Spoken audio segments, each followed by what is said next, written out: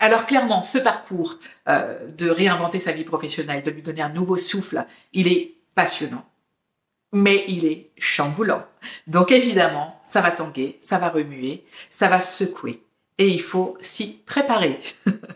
Évidemment, c'est pas forcément confortable, mais c'est complètement surmontable. Et pour ça, ça veut dire qu'il va falloir trouver les ressources qu'on a en soi et autour de soi et qui vont nous permettre de faire face à ces secousses, à ces blocages, à tout ce qui va se présenter et qui va être inconfortable.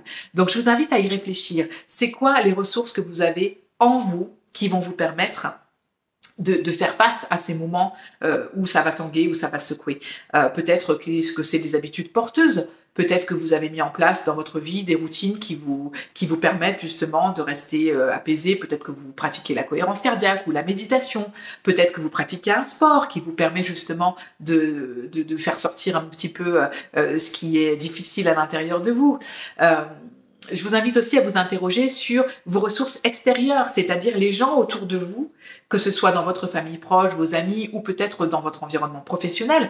Quelles sont ces personnes sur lesquelles vous pourrez vous appuyer en cas de besoin, auxquelles vous pourrez demander du soutien ou un support, quel qu'il soit. Avoir la clarté là-dessus, c'est hyper important parce que ça va permettre de vraiment vivre le mieux possible ces phases qui vont être parfois compliquées. Elles vont se présenter.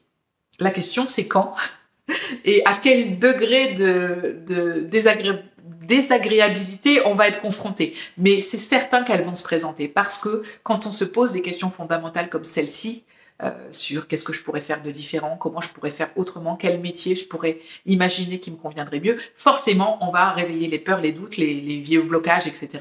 Donc, ça va tanguer. La question n'est donc pas de savoir si ça va tanguer, mais de comment je vais faire pour accueillir ça et le vivre le mieux possible. Évidemment, moi j'ai plein de suggestions à vous faire, je vous en ai parlé, la cohérence cardiaque, clairement c'est un outil qui est très, très efficace pour pouvoir faire redescendre la pression, la méditation de pleine conscience c'est hyper utile aussi pour pouvoir prendre du recul par rapport à ses pensées et là aussi apaiser le mental.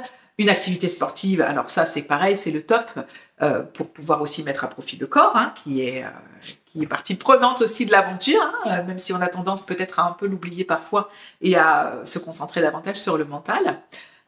Bref, il y a plein de choses qui peuvent être mises en place pour vous accompagner. Je vous invite à y réfléchir pour vous-même et à faire une petite liste justement de toutes les ressources, de tous les outils que vous pourrez utiliser pour pouvoir justement apaiser un peu le mental quand ça va s'emballer.